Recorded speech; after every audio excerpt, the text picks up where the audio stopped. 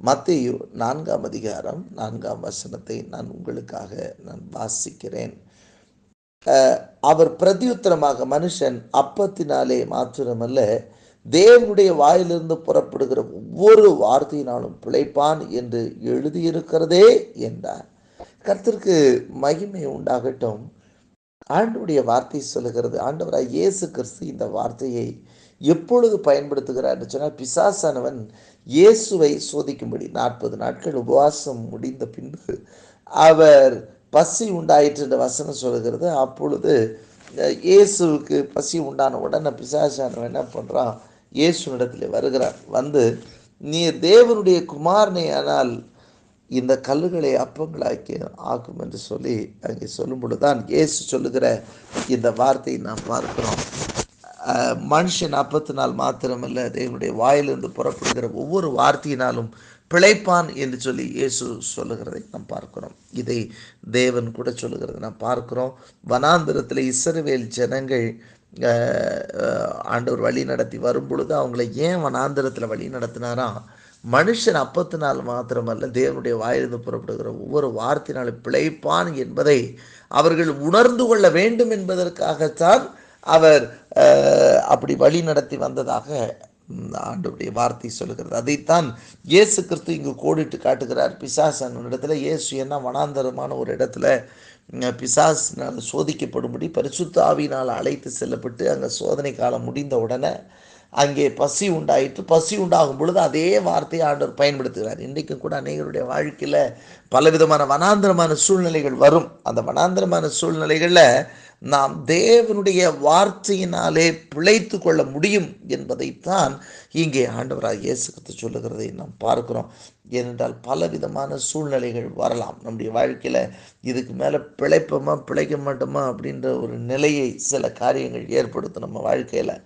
அப்படிப்பட்ட ஒரு நிலையிலும் கூட தேவ வார்த்தை நம்முடைய வாழ்க்கையில் இருக்கும் என்று சொன்னால் நாம் பிழைத்து கொள்ளலாம். கர்த்தருக்கு மகிமை உண்டாகட்டும்.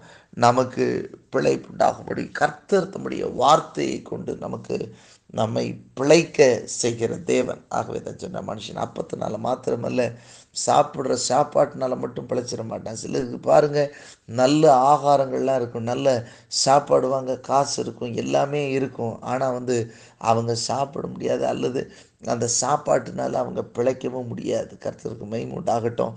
கர்த்தர் நல்லவர். எல்லாம் இருந்தும் அந்த சாப்பாட்டினால பிழைக்க முடியாமல் போகிறதையும் நாம் பார்க்க முடிகிறது. கர்த்தருக்கு மகிமை உண்டாது. இன்றைக்கி பாருங்கள், சாப்பாடே சிலருக்கு விஷமாகவும் மாறி போயிடுது. சிலர் சாப்பிட்டா இது பிரச்சனை அது பிரச்சனை. இன்றைக்கி நிறைய அறிவுரைகள், அதை சாப்பிடக்கூடாது, இதை சாப்பிடக்கூடாது, இதை சாப்பிட்டா அது வரும், இதை சாப்பிட்டா அது வரும்ன்ட்டு நிறைய பிரச்சனைகளை நாம் பார்த்து கொண்டு இருக்கிறோம். ஆனால் பாருங்கள், ஒரு சில ஆண்டுகளுக்கு முன்பாக, ஒரு 40-50 ஆண்டுகளுக்கு முன்பாகலாம் பார்த்தீங்கன்னு சொன்னால் எல்லாத்தையும் சாப்பிடுவாங்க. கர்த்தருக்கு இன்றைக்கு எல்லாம் ஆரோக்கியமாக இருந்தது. ஆனால் இன்றைய காலகட்டங்கள் சரி, கர்த்தர் நல்லவர். ஆனாலும் இங்கு ஆண்டுடைய வார்த்தையை சொல்லுகிறது, மனுஷன் அப்பத்தினால் மாத்திரமல்ல, தேவனுடைய வாயிலிருந்து புறப்படுகிற ஒவ்வொரு வார்த்தையினாலும் பிழைப்பான் என்று சொல்லி. அப்படின்னா ஆண்டுடைய வார்த்தையினால, அப்பத்தினால மாத்திரம் கிடையாது. அதை கொஞ்சம் நம்ம அந்த வசனத்தை கொஞ்சம் தெளிவாக புரிந்து கொண்டோம் என்று சொன்னால் அதில் மிக தெளிவாக அவர் சொல்லுகிற காரியம் என்னவென்றால், மனிதன் அப்பத்தினால் மாத்திரம் அல்ல அப்படின்னு சொன்னால், சாப்பாடு சாப்பிட்றதுனால மட்டும் அவன் பிழைச்சிருக்க போகிறது கிடையாது. அதைத்தான் அவர் சொல்ல, மனுஷன் அப்பத்தினாலே மாத்திரம் அல்ல அப்படின்னா அர்த்தம் என்னன்னா, சோறு சாப்பிட்றதுனால மட்டும் அவன் பிழைச்சிருக்க போகிறது கிடையாது. அப்படி அப்போ சோறு சாப்பிடலாம், சோறு அதாவது ஆகாரங்கள் எடுத்துக்கொள்ளலாம், அதனால் மாத்திரம் கிடையாது. அப்போ சாப்பிடக்கூடிய சாப்பாட்டினால மாத்திரம் அல்ல என்று சொல்லி அதை அழுத்தமாக அவர் சொல்லுவார். மாத்திரம் அல்ல, தேவனுடைய வாயிலிருந்து புறப்படுகிற ஒவ்வொரு வார்த்தையினாலும் அவன் பிழைப்பான் என்று சொல்லி ஆண்டுடைய வார்த்தை சொல்கிறது. அப்போது நான் வேதாகமத்தில் சில சூழ்நிலைகளை நான் உங்களுக்கு முன்பாக எடுத்து வைக்க நான் விரும்புகிறேன். கர்த்தருக்கு மகிமை உண்டாகட்டும். அதில் நீங்கள் பார்த்தீங்கன்னு சொன்னால், முதலாவது, இன்றைக்கு ஒரு மனிதன் உழைப்பது எதற்கு என்று சொன்னீர்கள் சொன்னால், தன்னுடைய வாழ்க்கை பிழைப்பிற்காகத்தான். அது என்ன சொல்கிறாங்க, சில நேரம் சொல்லுவோம், வெளிநாட்டில் அவர் இருக்கார் அப்படி சொல்லுவார். சிலர் ஒருவர் தன்னுடைய தகப்பனார் ஒரு சொந்த ஊரை விட்டு வேற ஒரு ஊருக்கு போயிருந்தால் அவங்க சொல்லுவாங்க, அவர் பிழைப்புக்காக அந்த ஊருக்கு போனார் அப்படின்னு சொல்லுவோம். அப்படின்னு சொன்னால் அவர்கள் சம்பாதிப்பதற்கு, தன்னுடைய குடும்பத்தை நடத்துவதற்கு, அல்லது தன்னுடைய குடும்பங்கள் வாழ வேண்டும் என்பதற்காக, அவங்களுடைய தேவைகள் எல்லாம் சந்திக்கப்பட வேண்டும் என்பதற்காக அவர்கள் பிழைப்பதற்காக போனார்கள் என்று சொல்லப்படுகிறதை பார்க்கிறோம். வேதாகமத்திலே பார்த்தீங்கன்னு சொன்னால், லூக்கா எழுதின சுவிசேஷத்தில் 5ஆம் அதிகாரத்தில் ஒரு சம்பவம் நடக்கிறது. பேதுரு என்று சொல்லக்கூடிய சீமோன் பேதுரு அங்கு முழுவதும் பிரயாசப்படுகிறார். முழுவதும் பிரயாசப்பட்டும் அங்கு ஒன்றும் கிடைக்கவில்லை என்று சொல்லி வேதம் சொல்லுகிறது. ஆனாலும் ஆண்டவராய் இயேசு கிறிஸ்துவுக்கு அந்த படகை விட்டு கொடுக்கிறார். அந்த நேரத்தில் இயேசு சொல்லுகிறார், உன் வலைகளை ஆழத்திலே கொண்டு போய் போடு என்று சொல்லுகிறார். அப்பொழுது பேதுரும் கூட சொல்லுகிறார், நாங்கள் முழுதும் பிரயாசப்பட்டோமானால் ஒன்றும் கிடைக்கவில்லை, ஆனாலும் உடைய வார்த்தையின்படி நாங்கள் வலைகளை போடுகிறோம் என்று சொல்லி போட்டார்கள். அப்பொழுது வேதம் சொல்லுகிறது, வேதம்க்கு அவர்களுடைய வலைகள் கிழியத்தக்கதாக 2 படகு நிறையத்தக்கதான மீன்களை அவர்கள் பிடித்தார்கள் என்று சொல்லி வசனம் சொல்கிறது. அப்படியானால் அவர்களுடைய பிரயாசங்கள் ஒரு பக்கம், பிழைப்பு நடத்துவதற்கு, தங்களுடைய குடும்பங்களை நடத்துவதற்கு, தங்களுடைய தேவைகள் சந்திக்கப்படுவதற்கு அங்கே அவர்கள் பிரயாசப்படுகிறார்கள், உழைக்கிறார்கள். அந்த உழைப்பு விருதாவாக இருக்கிறது. நைட்டெல்லாம் உழைப்பு, இரவு முழுது கண் விளைச்சு உழைக்கிறாங்க. அதில் ஒரு பிரயோஜனமும் கிடையாது. ஆனால் கர்த்தருடைய வார்த்தை வருகிறது, ஆழத்தில் கொண்டு போய் போடுன்னு சொல்லி. அப்பொழுது அவர்கள் நினைச்சதை விட டபுள் மடங்கு அவர்களுக்கு அங்கே கிடைக்கிறதை பார்க்கிறோம். படகு நிறையாவும் கிடைக்குது. அந்த படகு மட்டும் இல்லை, இன்னொரு படகும் நிறைக்கிற அளவுக்கு கிடைக்குது. இன்னொருத்தவங்களை கூப்பிட்டு கொடுக்குற அளவுக்கு அங்கே கிடைக்கிறதை பார்க்கிறோம். இன்றைக்கு நம்முடைய வாழ்க்கையில் சிலர் கடினமாக உழைப்பார்கள். தேவனுடைய வார்த்தை இருக்காது, ஆண்டுடைய வசனத்துக்கு இடம் இருக்காது, நேரம் இல்லைன்னு சொல்லுவாங்க. பைபிள் வாசிக்க நேரம் இல்லை, ஆண்டுடைய வசனத்தை தியானிக்க நேரம் இல்லை, வசனத்தை குறித்து கேட்க நேரம் இல்லைன்னு சொல்லுவாங்க. ஆனால் கடினமாக உழைப்பாங்க. இவங்க உழைப்பில் பாருங்க, எவ்வளவு கடினமாய் உழைத்தால் இந்த உழைப்பிலே அவர்களுக்கு மிச்சமாய் வருகிறது. அவங்களுடைய பார்த்தீங்கன்னா ஒன்றுமே மிச்சம் இருக்காது, எல்லாம் ஜீரோவாக இருக்கும், எல்லாம் மைனஸாக இருக்கும், ஒன்றுத்துக்கும் பிரயோஜனம். கடுமையாக ஏகப்பட்ட சம்பளம் வாங்குவாங்க, நிறைய சம்பாதிப்பாங்க. ஆனால் சம்பாத்தியத்தினுடைய கடைசியில் ஏதாவது மிச்சம் மீதி இருக்கான்னு பார்த்தா ஒன்றுமே இருக்காது. கடைசியில் தேவைக்காக இங்கே அவனுக்கக்கூடிய சூழ்நிலைகள் வருவதை பார்க்க முடியுமானால் கர்த்தருக்கு மகிமுண்டா. தேவனுடைய வார்த்தை இருக்குன்னு சொன்னால் கர்த்தருக்கு மகிமுண்டாட்டு. அங்கே அவர்களுக்கும் நிரம்பி இருக்கிறது, அவர்கள் மற்ற படகுக்கும் கூட நிறைவாய் கொடுக்கத்தக்கதாக நிரம்பி இருக்கிறதை பார்க்கிறோம். இன்றைக்கும் தேவனுடைய வார்த்தை இருக்கும் என்று சொன்னால் உங்களுக்கு பிழைப்பு கடுத்த காரியங்களையும் கொடுத்து உங்களை பிழைக்க செய்கிறதா இருக்கும். தேவ வசனத்துக்கு முக்கியத்துவம் கொடுக்கும்போது உங்கள் பிரயாசங்களும் ஆசீர்வதிக்கப்படும். உங்களுடைய கையின் பிரயாசத்தை கர்த்தர் ஆசீர்வதிக்கிறதை நீங்கள் பார்க்கலாம். இரண்டாவதாக வேதாகமத்திலே பார்ப்பீர்கள் என்று சொன்னால், ஒரு கானானிய ஸ்திரீ தன்னுடைய மகளுக்காக அங்கே ஆண்டுடைய சமூகத்தில் அங்கே போகிறதை பார்க்கிறோம். அங்கே போகும் பொழுது தன்னுடைய மகள் கொடிய பிசாசினால் வேதனைப்பட்டு கொண்டிருந்தாள் என்று சொல்லி வந்து ஆண்டவரிடத்தில் கேட்கும் பொழுது ஆண்டவர் சொல்றார், பிள்ளைகளை அப்பத்தி எடுத்து நாய்க்குட்டிகளுக்கு போடுகிறது நல்லதில்லை என்று சொன்னாலும் அவள் தொடர்ந்து விடாபடியாய் போகும்போது ஆண்டவர் சொல்லார், நீ சொன்ன வார்த்தையின்படி, அதாவது மேஜையிலிருந்து விழுகிற ஸ்தோத்தரிக்கிறோம், பிள்ளைகள் சாப்பிட்டு மேலே மேஜையிலிருந்து விழக்கூடிய அப்போ துணிக்கக்கூடிய நாய்க்குட்டிகள் திருண்டுமே அப்படின்னு சொல்லி கேட்ட உடனே ஆண்டவராக இயேசுக்கு சொன்ன, உன் வார்த்தையின்படி நீ உன் விசுவாசம் பெருசு, நீ விரும்புகிறபடி ஆக கடவுதுன்னு சொல்லி ஆண்டவர் சொல்லுவார்.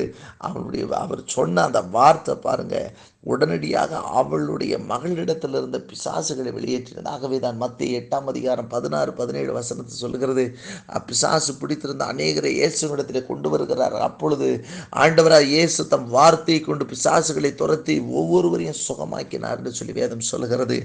அவர்களை கொன்று போடலாம் என்று சொல்லி நினைத்த பிசாசின் வல்லமைகளும் தேவ வார்த்தையினால் அது ஒளிந்து போகிறது. கர்த்தருக்கு மகிமுண்டாட்டி. இன்றைக்கும் நிறைய பேருடைய வாழ்க்கையில் சத்துருவின் போராட்டத்தை மேற்கொள்வதற்கு என்ன செய்வது என்று சொல்லி புரியாமல் தவித்து கொண்டிருக்கிறத பார்க்கிறோம். தேவ வார்த்தை இருக்கும் என்று சொன்னால் சத்துருக்களை மேற்கொள்ளலாம், பிசாசின் வல்லமைகளை மேற்கொள்ள முடியும். ஆகவே தான் வாலிபர்களுக்கு எழுதும் பொழுது யோவான் எழுதுகிறார், 1 யோவான் 2ஆம் அதிகாரத்திலே பார்க்கும் பொழுது, வாலிபர்களே, தேவனுடைய வார்த்தை உங்களுக்குள் நிலைத்திருக்கிறபடியினாலும் பொல்லாங்கனை நீங்கள் ஜெயித்ததினாலும் நான் உங்களுக்கு எழுதுகிறேன் என்று சொல்லி எழுதுகிறார். தேவ வார்த்தை இருக்குன்னு சொன்னால் நீங்கள் பொல்லாங்கனை எளிதாக ஜெயித்து விடலாம், பிசாசுகளை ஜெயித்து விடலாம். உங்களை கொன்று போட வேண்டும் என்று சொல்லி சுற்றித் திரிகிற, எவனை அழிக்கலாம், எவனை விழுங்கலாம் அப்படின்னு சொல்லி வகை தேடி திரிகிற பிசாசு, வேதம் சொல்லுகிறது, யோவான் 10:10 சொல்லுகிறது, திருடன் திருடவும் கொல்லவும் அழிக்கும் வருகிறானே என்று வேறொன்றுக்கும் வரான் என்று சொல்லி பொல்லாத பிசாசானவன் எவனை கொன்று போடலாம். யோபனுடைய வாழ்க்கையில பிள்ளைகளை எல்லாம் கொன்று போட்ட பொல்லாத பிசாசை மேற்கொள்வதற்கு தேவ வார்த்தை இருக்கும் என்று சொன்னால் நாம் பிசாசுடைய தந்திரங்களிலிருந்து நாம் தப்பித்து கொள்ள முடியும், பிழைத்து கொள்ள முடியும். அங்கே பார்க்கிறோம் 2வது கானானிய ஸ்திரீ அங்கே ஆண்டவராக இயேசுவை சார்ந்திருந்த ஆண்டவர் வாயிலிருந்து ஏதாவது ஒன்று சொல்லிட மாட்டாரா? ஏன்னா அவர் அதுவரை அவள்கிட்ட ஒன்றுமே சொல்லவே கிடையாது, சொல்லாமலே போயிட்டு இருக்காரு. மற்றவங்ககிட்ட தான் பேசுகிறாரு, தான் அவள்கிட்ட பேசவே கிடையாது.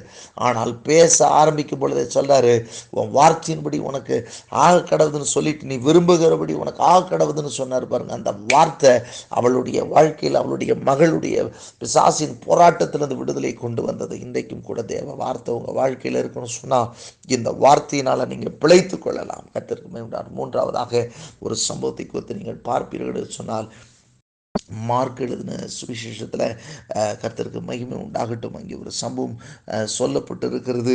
அங்கே ஒரு ஒரு கர்த்தருக்கு மகிமை உண்டாகட்டும், கர்த்தர் நல்லவர்.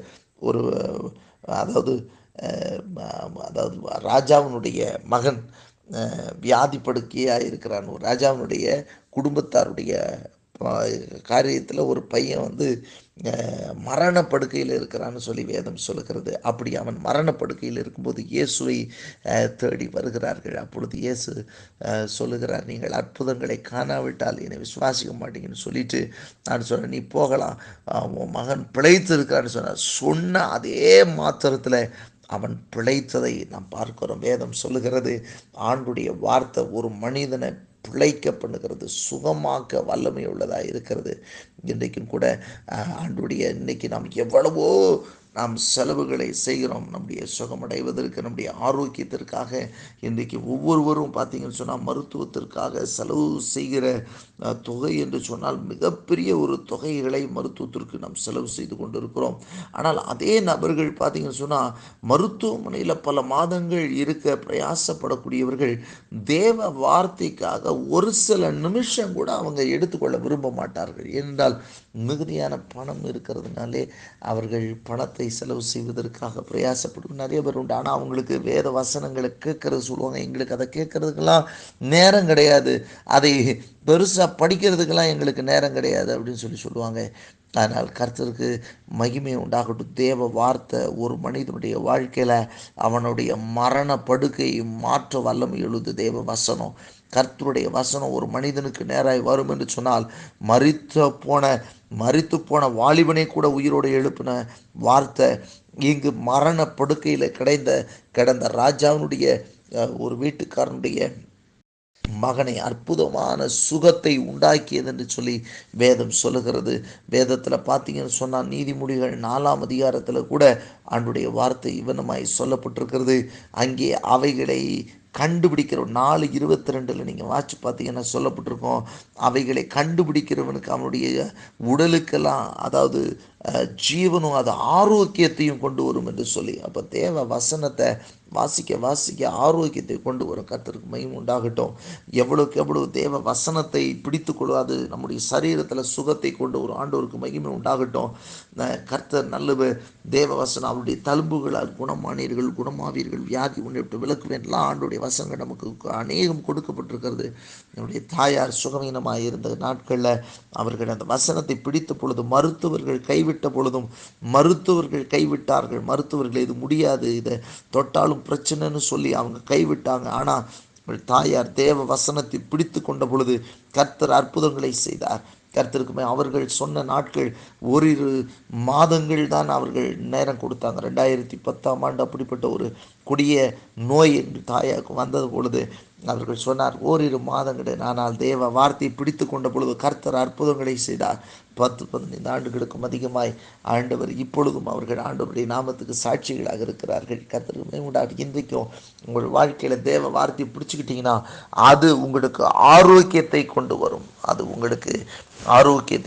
வேதம் சொல்லுகிறபடியே இங்கே அது பார்த்தீங்கன்னு சொன்னால் யோவான் எழுதின சுவிசேஷம் 4ஆம் அதிகாரம் 46-54 வரை வாட்சி பார்த்தீங்கன்னா அந்த ராஜாவுடைய வீட்டு மனுஷனுடைய மகனுக்கு அந்த அற்புதத்தை ஆண்டவர் செய்துப்பார். அவருடைய வார்த்தை அற்புத சுகம். அவனுக்கு என்ன பணம் இல்லாமலாம் இருந்திருக்கும், எவ்வளவோ வைத்தியர்கள் எல்லாம் பார்த்துருப்பாங்க. ஆனால் அந்த வைத்தியங்கள் எல்லாம் சுகமாக்கவில்லை. இப்பொழுது தேவனுடைய வார்த்தை புறப்பட்டு வந்தது, அற்புத சுகம் அவனுக்கு கிடைத்தது. இப்பொழுதும் கூட ஆண்டுடைய வார்த்தை உங்களை பிழைக்க பண்ணும். கர்த்தருக்கு மகிமை உண்டாகட்டும். ஒருவேளை பொருளாதாரத்தில் பிழைப்புக்கு என்ன செய்வதுன்னு சொல்லிட்டு இருப்பீங்கன்னா, தேவ வசனத்தை பிடிங்க, தேவ வசனத்தை எடுத்துக்கொள்ளுங்கள், வசனத்திற்கு இடம் கொடுங்கள், தேவ வார்த்தைக்கு இடம் கொடுங்கள். உங்களுக்கு பிழைப்பு கெடுத்த காரியங்களும் அதற்கான வாசல்களும் உங்களுக்கு திறக்கும். இயேசுவின் நாமத்தை அதற்கான வழிகளை திறந்து தருவார். சத்துருவின் போரில் நீங்கள் நிற்பீங்கன்னு சொன்னால் தேவ வார்த்தைக்கு இடம் கொடுங்க, பிழைச்சுக்குவீங்க. சத்துருவின் இஷ்டத்துக்கு ஆண்டவர் ஒப்பு கொடுக்க மாட்டார். ஒருவேளை அடுத்தபடியாக ஆண்டுடைய வார்த்தை சொல்லுகிறபடியே தேவ வசனத்திற்கு நீங்கள் எவ்வளோ முக்கியத்துவம் கொடுக்குறீங்களோ அது உங்களுடைய சரீரத்திற்கும் கூட ஆரோக்கியத்தை